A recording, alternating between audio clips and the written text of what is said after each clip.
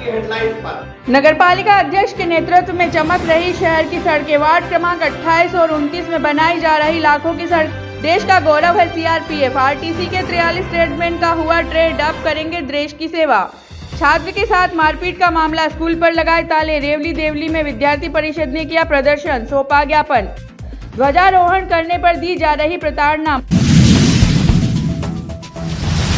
चलिए आप शुरुआत करते हैं दिन भर की खबरों की, और आज हम खबर की शुरुआत करने जा रहे हैं सीआरपीएफ से। हमारी आज बात है सीआरपीएफ नीमच की में सीआरपीएफ की जन्मस्थली है, और आज फिर सीआरपीएफ से 43 जवान देश सेवा के लिए समर्पित कर दिए गए। सीआरपीएफ के रंगूर ट्रेनिंग सेंटर आरटीसी में ट्रेडमैन के पद पर कार्यरत 43 जवानों का दीक्षांत समारोह हुआ। सीओ और कमांडेंट सुल्तान ठाकुर ने सभी जवानों को देश सेवा के लिए समर्पित किया। इस अवसर पर श्री ठाकुर ने कहा कि ट्रेडमैन सीआरपीएफ का अहम हिस्सा है, और इन्हें बिल्कुल सैनिक की तरह बुनियादी और कठोर ट्रेनिंग दी जाती है, जिससे समय आने पर वे दुश्मनों का मुकाबला कर सके। इस अवसर पर उप कमांडेंट अजहर सर सहित बड़ी संख्या में सीआरपीएफ के अधिकारी उपस्थित थे। देखिए पूरी खबर। सीआरपीएफ के रंगरूट प्रशिक्षण केंद्र आरटीसी द्वारा 43 ट्रेडमैन को कठोर ट्रेनिंग के बाद देश सेवा की शपथ दिलाई गई। दीक्षांत समारोह में कमांडेंट छोटन ठाकुर बतौर मुख्य अतिथि उपस्थित थे। केंद्रीय रिजर्व पुलिस फोर्स सीआरपीएफ के आरटीसी में 43 ट्रेडमैन का भव्य दीक्षांत समारोह हुआ। 16 सप्ताह की बुनियादी ट्रेनिंग के बाद ट्रेडमैन को देश सेवा के लिए समर्पित किया गया। कमांडेंट छोटन ठाकुर कार्यक्रम के मुख्य अतिथि थे। उन्होंने ट्रेडमैन को शुभकामनाएं देते हुए कहा कि आप देश सेवा के लिए समर्पित होने जा रहे हैं, अपना जीवन देश की सेवा में लगाएं। आप सीआरपीएफ का अहम हिस्सा बनने पर बधाई। इस अवसर पर उप कमांडेंट अजहर मोहम्मद, उप कमांडेंट बनवाल लडवाल, उप कमांडेंट पवन कुमार गौतम, उप कमांडेंट विजेंद्र कुमार दास, सहायक कमांडेंट राम गोपाल सहित सीआरपीएफ के अधिकारी और परिजन उपस्थित थे। आज 279 बैच का ट्रेड्समैन का 43 ट्रेड्समैन का पासिंग आउट था, और इन लोगों ने 16 वीक का बुनियादी प्रशिक्षण दिया, और काफ़ी ट्रेनिंग जो है कठिन था। इन्होंने सफलतापूर्वक ट्रेनिंग किया।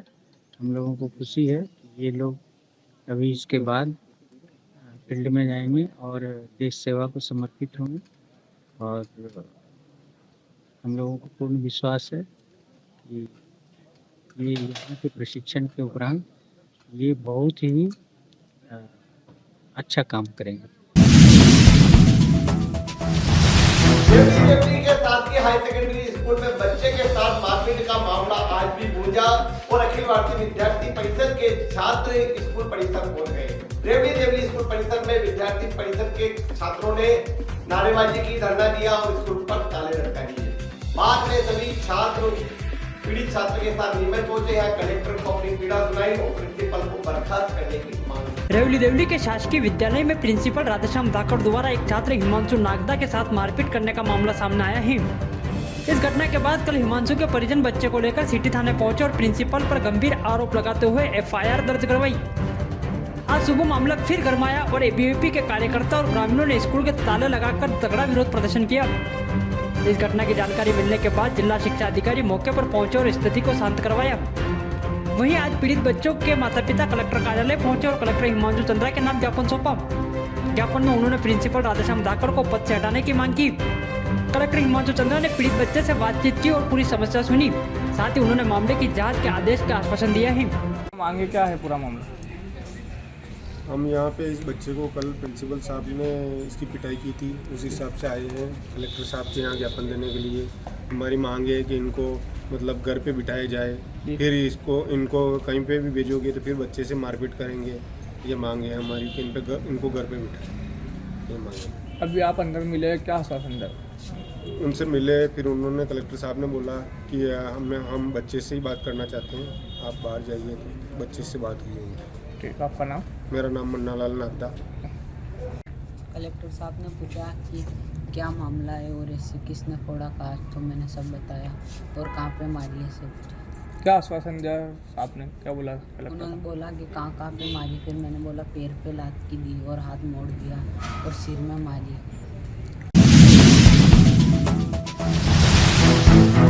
ध्वजारोहण करने पर सजा दी जा सकती है, लेकिन विक्रम सीमेंट बोर्ड द्वारा ऐसा किया जा रहा है। ट्रेड्स यूनियन के कार्यक्रम में जब ध्वजारोहण किया गया तो मजदूरों को उस कार्यक्रम को लेकर सजा दी गई, उन्हें प्रताड़ित किया जा रहा है। आज मजदूरों ने नीमच में विक्रम सीमेंट के खिलाफ ज्ञापन दिया और कहा कि हमें ध्वजारोहण करने और ध्वजारोहण समारोह में शामिल होने की सजा दी जा रही है, प्रताड़ित किया जा रहा है। इस पूरे मामले को गंभीरता से देखते हुए कलेक्टर ने जांच करने की है। गणतंत्र दिवस पर झंडा वंदन के बाद घोर फैक्ट्री में काम करने वाले मजदूरों को परेशान किए जाने के मामले में आज बड़ी संख्या में मजदूर कलेक्टर कार्यालय पहुंचे और कलेक्टर के नाम ज्ञापन सौंपा। भारतीय मजदूर संघ यूनियन के अध्यक्ष कैलाश गुर्जर ने बताया कि जब उन्होंने गणतंत्र दिवस पर झंडा वंदन किया तो पहले उन्हें रोका गया, लेकिन फिर भी मजदूरों ने झंडा वंदन किया।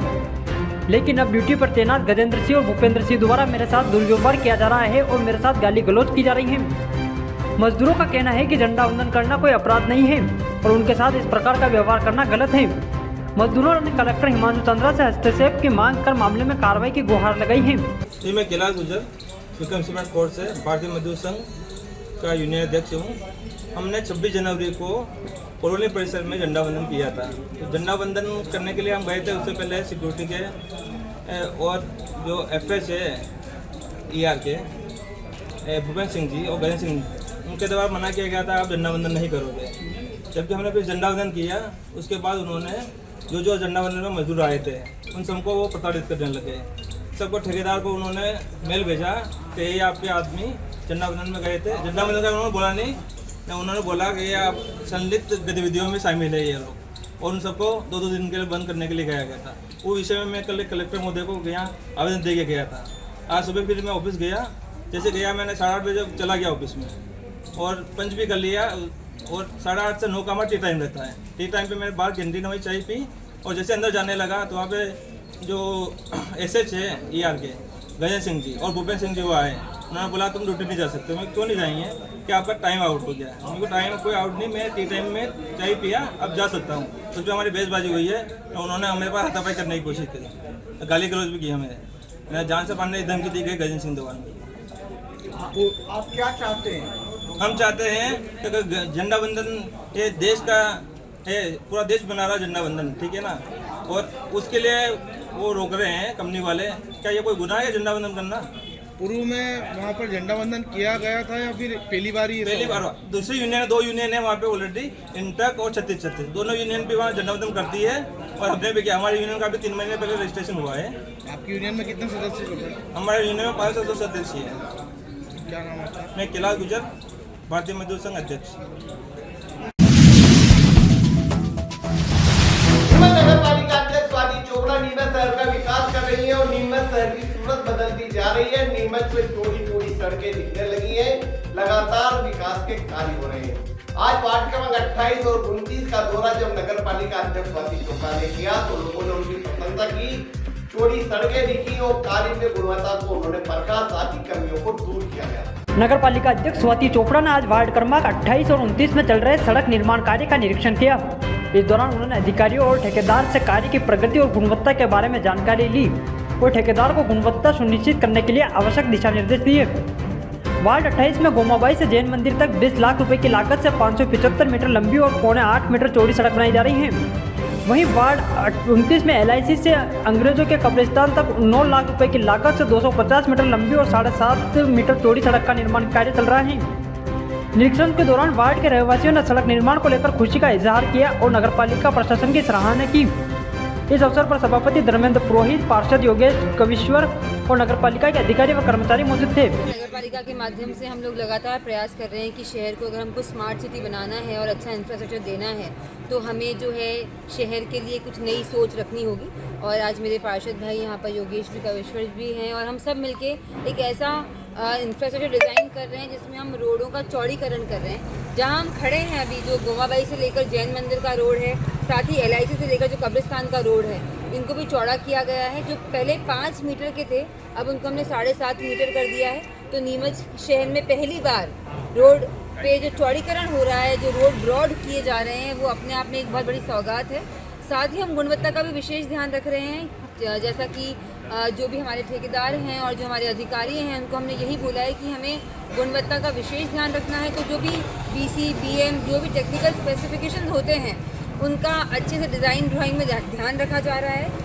लगभग जो इसकी लंबाई रहेगी वो 575 मीटर है और जो एक और रोड हमारा बन रहा है इसकी लंबाई लगभग 250 मीटर है। तो एक पूरा जो हमारे शहर का पॉश मेन एरिया है वहाँ पर हम खड़े हैं और जब ये रोड बनके तैयार होंगे तो निश्चित ही यातायात भी सुगम होगा, लोग जनता को सौगात भी मिलेगी और शहर का सौंदर्यीकरण भी बढ़ रहा है। क्या लागत से बनाया जा रहा है?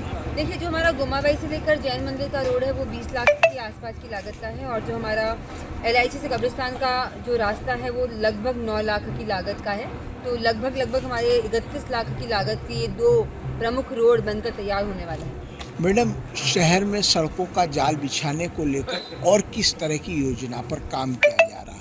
देखिए, कायाकल्प, अधोसंरचना और नगर पालिका के माध्यम से लगातार हमने शहर में बहुत सारे रोड बनाए हैं। जैसे हम सबके संज्ञान में है कि नीमच में लगातार काम चल रहा है और लगातार नए रोड बन रहे हैं। सारे रोड जो हैं वो अच्छे बने हैं अभी तक के और सारे इल्ज़ाम जो थे वो सब झूठ पाए गए हैं। यहाँ पर जनता खुश है, वार्डवासी लड्डू बांट रहे हैं, तो मन में भी खुशी है कि सरकार जब काम करती है और ये सोच के ही हम काम करना चाहते हैं कि जनता को जो है कहीं ना कहीं उनको एक अच्छा जीवन, अच्छी सौगात मिले।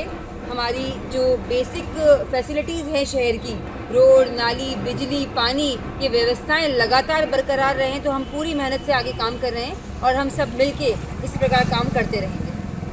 यहाँ वक्त एक ब्रेक का, ब्रेक के बाद फिर देखेंगे और खबरें।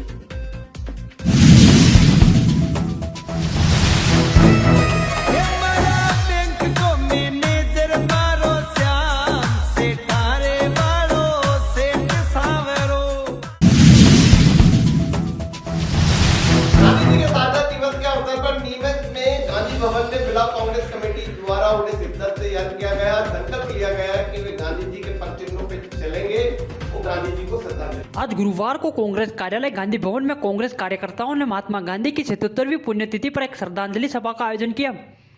इस मौके पर ब्लॉक कांग्रेस कमेटी के सदस्यों ने बापू की प्रतिमा पर माल्यार्पण करने के बाद 2 मिनट का मौन रखा और मोमबत्ती जलाकर श्रद्धांजलि अर्पित की।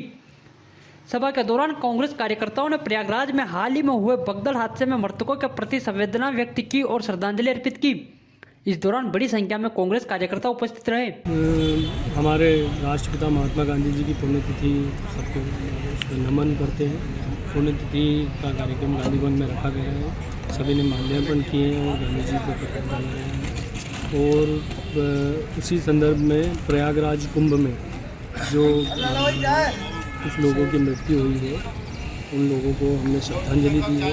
उनके परिजनों को इस तरह की जो घटना हुई है उसके लिए परमात्मा उनको सहन करने की शक्ति प्रदान करे, तो उन्हीं को हमने श्रद्धांजलि दी। आज जावद की राजनीति में एक वीडियो तेजी से वायरल हुआ और यह वीडियो था जावद विधायक ओम प्रकाश सकलेचा का। ओम प्रकाश सकलेचा एक कार्यक्रम में कांग्रेस नेता सत्यनारायण पाटीदार को अपना शुभचिंतक बता रहे हैं। उन्होंने कार्यक्रम में मजे लेते हुए सत्यनारायण पाटीदार का नाम लिया और कहा कि सत्यनारायण पाटीदार मेरे शुभचिंतक हैं। इस शुभचिंतक को लेकर सवाल खड़े हो गए कि आखिर सकलेचा ने सत्यनारायण पाटीदार को शुभचिंतक क्यों बताया। दरअसल पिछले चुनाव जो हुआ था उसमें सत्यनारायण पाटीदार और समंदर पटेल के बीच तनातनी चली थी, दोनों टिकट के दावेदार थे। ऐसे में समंदर पटेल ने सत्यनारायण पाटीदार के खिलाफ भी काफी कुछ बोला था, खुलकर तो नहीं बोला लेकिन उन्होंने सवाल उठाए थे। वहीं इस बात को लेकर चर्चाएं चल पड़ी कि आखिर विधायक सकलेचा सत्यनारायण पाटीदार को शुभचिंतक क्यों बता रहे हैं। शुभचिंतक के मायने 2 तरह से लगाए जाते हैं। एक तो वास्तव में शुभचिंतक होता है जो अपना मित्र का हित सोचता है और दूसरा शुभचिंतक वह होता है जिसे तंज के रूप में कहा जाता है, यानी बात दुश्मन होता है। सकलेचा ने जिस तरह से बोला उसको लेकर शुभचिंतक को लेकर सवाल खड़े हो रहे हैं। कुछ लोग यह कह रहे हैं कि पिछले विधानसभा चुनाव में सत्यनारायण पाटीदार ने कहीं ना कहीं सकलेचा का साथ दिया होगा, इसलिए वे शुभचिंतक बता रहे हैं। तो कुछ लोग कह रहे हैं कि सकलेचा के लिए समय समय पे सत्यनारायण पाटीदार मुसीबत खड़ी करते हैं, इसलिए वो उन्हें शुभचिंतक कह रहे हैं। इस शुभचिंतक की राजनीति में बड़ा खेल चल रहा है और शुभचिंतक को लेकर सवाल खड़े हो रहे हैं कि आखिर शुभचिंतक का मतलब क्या है। ये तो बेहतर सकलेचा ही बताएंगे कि आखिर वे उन्होंने शुभचिंतक क्यों कहा, कोई शुभचिंतक के मायने क्या है, क्या सत्यनारायण पाटीदार वास्तव में उनके लिए शुभचिंतक है या तंज भरकर उन्होंने मुझे शुभचिंतक कहा। मामला जो भी हो, लेकिन जावत की राजनीति में ये शुभचिंतक धमाल कर रहा है, उसको ट्रेंड हो रहा है। हमारे साथ मंच पे हमारे शुभचिंतक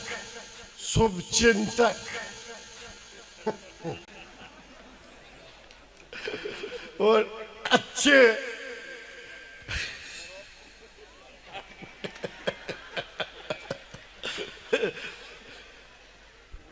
एक नेता सत्यनारायण पाटीदार जी, हमारे अपने अशोक विक्रम सोनी। इंदौर जाने की आवश्यकता नहीं। ग्यारोदर मल्टी स्पेशलिटी हॉस्पिटल नीमच में उपलब्ध है। अंचल का एकमात्र अत्याधुनिक सब सुविधा युक्त 150 बेडेड हॉस्पिटल, जहां आपको 24 घंटे इमरजेंसी सुविधा उपलब्ध मिलेगी। साथ ही सभी बीमारियों का इलाज, जांचें तथा दवाइयां एक ही स्थान पर उपलब्ध है। 20 स्पेशलिस्ट डॉक्टर की विशाल व अनुभवी टीम के साथ उपलब्ध सेवाएं, अस्थि रोग, शिशु रोग, महिला एवं प्रसूति रोग, लेजर सर्जरी, न्यूरो एवं स्पाइन सर्जरी, यूरोलॉजी, जनरल एवं लेप्रोस्कोपी सर्जरी, क्रिटिकल केयर एवं ट्रॉमा, मुख कैंसर रोग, जनरल मेडिसिन, फिजियोथेरेपी। इसके अतिरिक्त 15 बेडेड अत्याधुनिक मशीनों युक्त ICU, ultra modern 7 bedded dialysis unit, 10 bed नवजात शिशु and ICU, 4 modular operation theatre, अत्याधुनिक लैब एवं रेडियोलॉजी विभाग, सर्व सुविधा युक्त वार्ड एवं प्राइवेट रूम, 24 घंटे एम्बुलेंस सुविधा, आयुष्मान सुविधा उपलब्ध, उचित उपचार उचित समय। 11 मल्टी स्पेशलिटी हॉस्पिटल।